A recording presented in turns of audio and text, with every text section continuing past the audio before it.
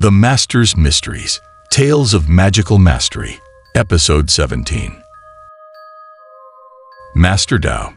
Can you use it? Old Dao severely beat the enemy who disguised as Bai Wucheng. If it wasn't for Liao Fengyi stopping him, a life-threatening situation would have arisen. After calming down for a while, Old Dao picked up the soul-capturing bell from the ground and approached the unconscious funeral procession. When the yin bell rings, the ghost gate opens. The Mihun powder gathers the spirits. I have to say, Old Dao is quite familiar with the soul-capturing bell. He occasionally changes the rhythm of swinging it back and forth, accompanied by incantations from his mouth, which invigorates the listener's spirits. The funeral procession, previously confused and deluded, was startled by the sound of the bell. It was like having a bucket of cold water poured over their heads, and one by one, they regained their sobriety. What just happened? Didn't Bai Wucheng appear earlier? Who are these two people? I don't know. However, it was evident that the awakened crowd had no idea what had just happened. Speculations and discussions erupted among them. Everyone, calm down. Listen to what this poor Dao has to say. At this moment, all eyes were on Old Dao. He cleared his throat and spoke with a commanding voice, which carried an air of authority. This poor Dao is the reincarnation of Master Ulv. Seeing evil forces causing trouble, I have come to rescue you from danger. There is no need to panic. Old Dao then transformed himself into Ulv Dongbin, the leader of the 8 immortals. He really seemed like an enlightened individual. Thank you, Lord Ulv, for your great compassion, and for saving the people. I have to say, Old Dao's rhetoric, as a charlatan in the martial world, never fails.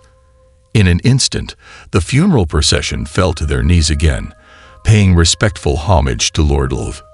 Master Dao, from Master Chen Tun to Zhang Tian Shui, you have played the roles of numerous gods and Buddhas. Are you accurate in your portrayals? Don't worry about those details. All right, everyone, go back now and deliver these evil individuals to the authorities to rid the people of harm. Old Dao lowered his voice and recounted the incidents of how Lai Hama and the Mr. Yin and Yang were persecuting the others. Master Dao, you used the soul-capturing bell quite well. Have these individuals arrested and sent to the authorities? The current court deals strictly with cultists, so I assume these two won't have a good outcome. Naturally, this treasure belongs to this poor Dao. It's yours. What's going on? When everyone had moved away, Liao Fengyi asked Old Dao about the soul-capturing bell. Upon hearing the question, Old Dao immediately became proud. Mentioning this brings back my sad past. But soon, he lowered his head and burst into tears. Although the change was swift, Liao Fengyi knew that Old Dao's display of emotions was genuine, indicating that he must have had some difficult memories. Taking advantage of Old Dao's presence, let us tell a story about his body-retrieving adventures. This incident occurred in the Xiangxi region over a decade ago. It is known as the Land of 100,000 Mountains, a treacherous place filled not only with deep mountains and dense forests, but also various mysterious and ancient witchcraft and sorcery. The yin bell rings, the yin person departs, the yang person retreats. One night, in the late hours, several staggering figures appeared in the dense forest shrouded in yin energy. Upon closer inspection, these people had their arms extended forward and wore coarse cloth over their heads. They were the so-called corpse retrievers, one of the 3 major witchcraft practices in Xiangxi. I'm so tired. Shall we take a break? Sounds good. Master. Ahead of the bodies, there was a corpse retriever with a yin-yang face, shaking a bell to guide the way. Behind him was his disciple, Old Dao. Perfect. Later we should split up and go our separate ways. Following Old Dao's suggestion, the master with the yin-yang face changed the sound of the bell. The 4 bodies stopped swaying and found a sheltered place to sit down. You have been with me for 3 years. It's time for you to venture out on your own. Master, can I handle it? You need to experience it for yourself. Old Dao really tried everything. The art of corpse retrieval wasn't that complicated, but after studying for 3 years without graduating, his master knew it was because he had become too reliant. So his master wanted to push him a bit. Later, you take these two and go in that direction, and deliver them to the De Song Village Charity House. It just so happened that tonight, these 4 bodies needed to go in 2 different directions. Walking together would waste time, so the master and disciple separated on the spot. If the master waits there, collect the money and come back to meet me. The master of the broken old Dao is called Li Dafu, a true descendant of the most authentic corpse retrievers in Xiangxi. However, in recent years, with the chaos in the world, many people who couldn't afford to eat also joined this profession, causing disorder in the once mysterious world of corpse retrieval. The lives of these two haven't been easy. No need to say anything. Take this. Master, in order to ensure that the broken old Dao's first solo mission goes smoothly, Lai Daofu temporarily handed him the sect's secret treasure, the soul-capturing bell. Do not take out the sealed yin inside. Otherwise, it will capture souls and harm the living. This soul-capturing bell is an ancient divine weapon. It is said to be a treasure passed down from Ling Mountain. It is not known what it is made of, but not only can it control corpses, but if used improperly, it can invisibly kill the living. This is our sect's precious treasure. All right, I'm leaving first. Take good care of it. The broken old Dao also understood the value of this item. The fact that it was given to him by his master was a sign of trust. However, he was used to being careless, and this responsibility was truly heavy. Yin person goes ahead, Yang person retreats. Master Li Daofu, appearing unconcerned to ease his pressure, led the 2 corpses forward with an incantation. The broken old Dao knew that his master was proficient in controlling corpses without any magical tools. If it weren't for the yin-yang mole on his face, his progress would have been even better. This is too difficult for me. In comparison, he realized how inadequate he was. With the responsibility weighing on his shoulders, he could only go forward reluctantly. All right, my 2 brothers, don't give me any trouble. Let's go.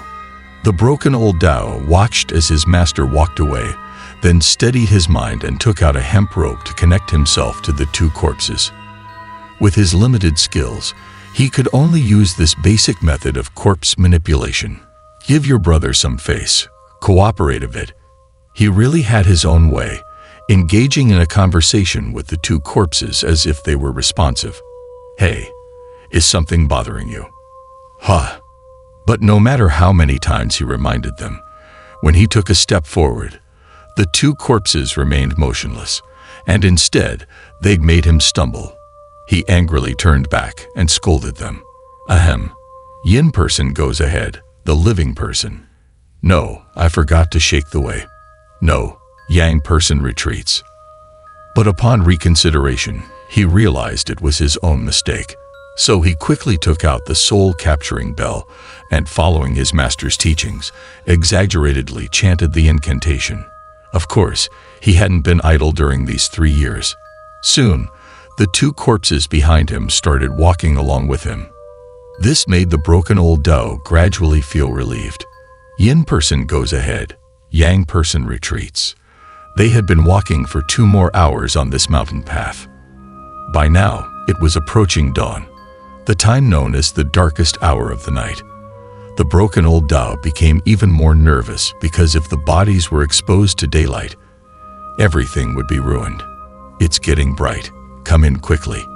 However, the itinerary arranged by his master must have had its reasons. After walking a bit further, he finally saw the corpse retrieval inn.